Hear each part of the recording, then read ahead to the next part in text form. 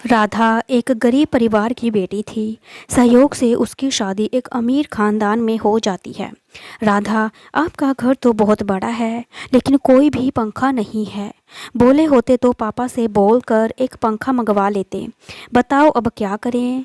आप भी ना। शंकर, पगली, पंखा इसलिए नहीं लगाया क्योंकि हमारे यहाँ एयर कंडीशनर लगा हुआ है और उसके होने से पंखे की कोई ज़रूरत नहीं होती। राधा, एयर का कमीशन तो हमारे गांव में भी लेता है। बिजली वाला 4 पंखे का 400 कमीशन लेता है, पर हमारे पापा 200 रुपये देकर काम चला लेते हैं। कहो तो पापा से बात करके यहाँ भी सेट करवा दूँ।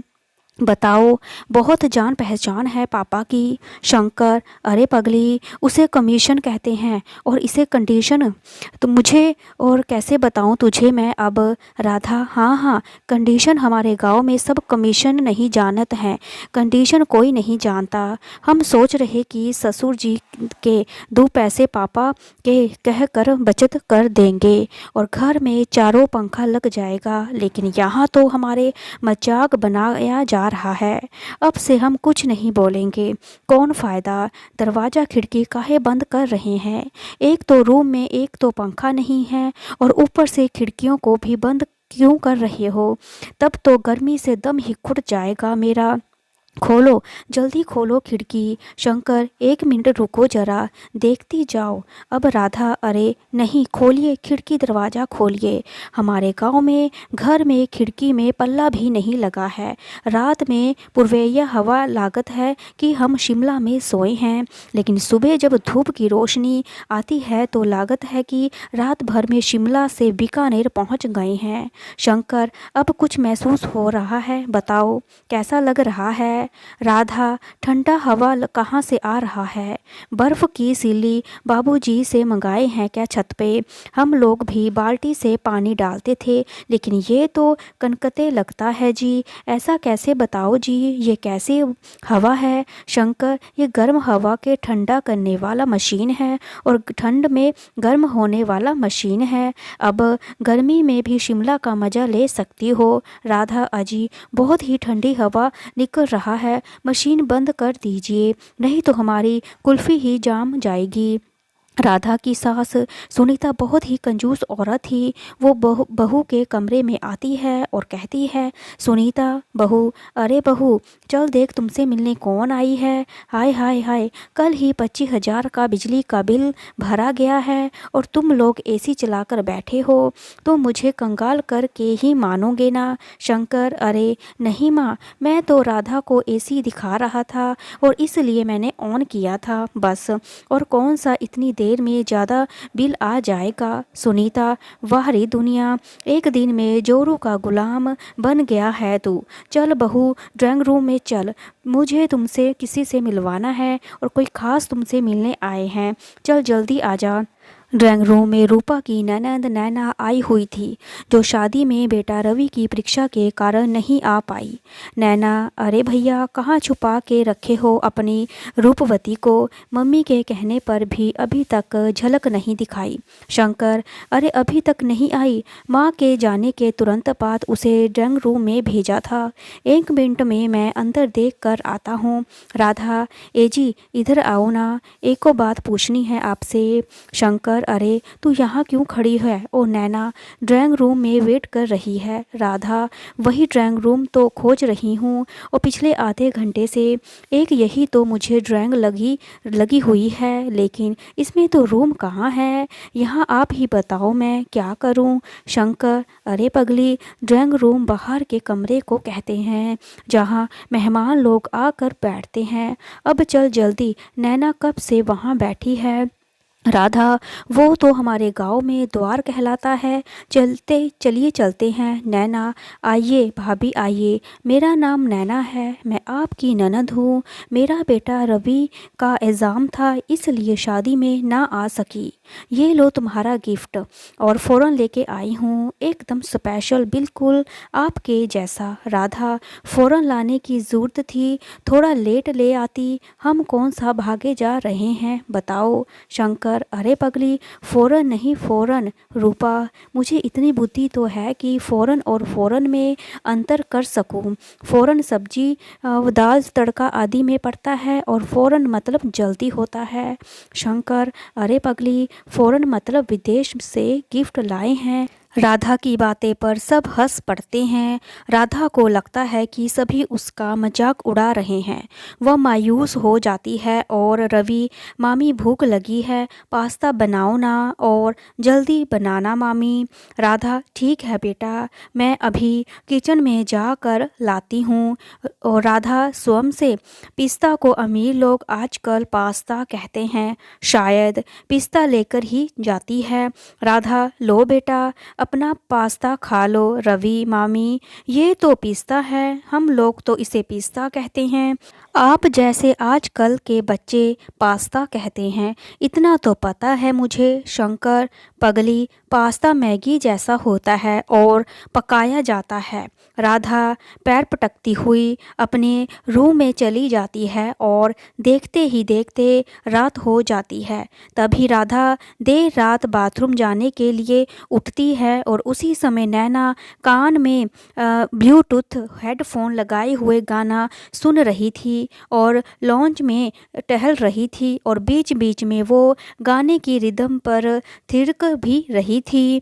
राधा जी की नज़र जब लॉन्च में थिरकते हुए नैना पर गई तो उसे लगा कि नैना को मिर्गी आई है। वो दौड़ के जाकर ससुर जी वाला जूता ले आई और नैना को सूंघाने लगी। जूता की बदबू से नैना बेहोश हो जाती है और कुछ देर बाद होश आने पर नैना कहती है, नैना भाभी, ये सब क्या किया आपने? आपने मुझे जूता क्यों सूंघाया? राधा, आप लॉन्च में उछल कूद कर रही थी तो मैं सोची कि आप पर भूत आई है तो हम डर गए, लेकिन अगले ही पल याद आया कि मिर्गी का दौरा भी ऐसे ही पड़ता है, इसलिए पापा वाला जूता मैंने लाकर आपको सूंघा दिया। नैना, वो मैं अपना वायरलेस ईयरफोन पर माइकल जैक्सन का गाना सुन रही थी, लेकिन आपके पास तो मोबाइल थी ही नहीं और तार भी कान में लगी नहीं थी। तभी शोर सुनकर वहाँ पर शंकर आ जाता है और राधा को कहता है, शंकर, अरे पगली, ब्लूटूथ से कनेक्शन होता है मोबाइल और 100 मीटर तक कहीं से भी बिना तार के मोबाइल की आवाज़ सुन सकते हैं। नैना, चल बेटा रवि, यहाँ 2-3 दिन और रह गए तो हॉस्पिटलाइज होना पड़ेगा, पता नहीं क्या क्या खाने को मिलेगा। शंकर, नाराज क्यों होती हो? वो गांव से आई है, ये सब ना देखा है ना सुना है, कुछ टाइम दो, सब सीख जाएगी। सुनीता, अरे ऐसा कौन से गांव से आई है, हम सभी गांव से ही हैं, लेकिन कभी भी छोटी ननद को चप्पल या जूते से नहीं मारा। नहीं, और राधा, मुझे माफ़ कर दीजिए, अनजाने में ये सब हो गया, हमें नहीं पता था कि वो नाच रही है, आज के बाद ऐसा नहीं होगा। सुनीता अनजाने में इतनी बड़ी घोड़ी जैसी हो गई है और अकल नाम की चीज़ नहीं है, और छोटे घर से लाई है कि घर में सभी को इज्जत देगी और सभी को मिलाकर चलेगी, लेकिन ये तो ननद को ही पीट रही है। आज ननद को मारा है, कल सास को मारेगी, ना जाने और क्या क्या देखना बाकी है। राधा रोती हुई अपने कमरे में चली जाती है। तभी शंकर सभी किसे कहता है, शंकर, चलो अब गुस्सा छोड़ो, आज रात मेरी तरफ से होटल में डिनर पार्टी होगी।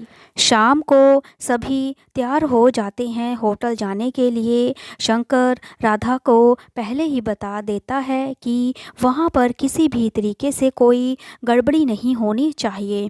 सभी लजीज डिनर का आनंद उठाते हैं। तभी रवि कहता है, रवि, देखा मम्मा, अभी मामी भी मॉडल हो गई हैं। शंकर, हाँ, आज कोई गलती नहीं हुई, बस ऐसे ही वो सब सीख जाएगी। नैना, आखिर गवार तो गवार ही रहेगी। सुनीता, सही कहा बेटी तूने। तभी वेटर हैंड वॉश करने के लिए बाउल में गर्म पानी और नींबू लाकर सभी को देता है। सभी लोग हाथ धोते हुए बात कर रहे थे। तभी सुबुद सुबुद की आवाज़ सुनकर सभी राधा की ओर देखते हैं। वो वो बाउल में नींबू निचोड़कर आराम से बाउल को उठाकर पी रही थी और सभी एक दूसरे को देखकर हंस पड़ते हैं। शंकर, अरे पगली, ये पीने के लिए नहीं है, हाथ धोने के लिए था।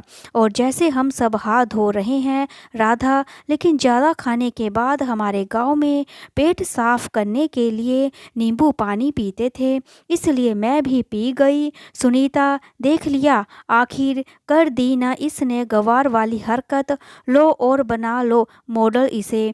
शंकर, अब बस भी करो माँ, कई बार अनजाने में ऐसी गलतियाँ हो जाती हैं। आओ सब लोग चलते हैं। सभी लोग डिनर करके घर के लिए जाने लगते हैं कि तभी रेस्टोरेंट की सीढ़ियों से अचानक सुनीता का पैर फिसल जाता है।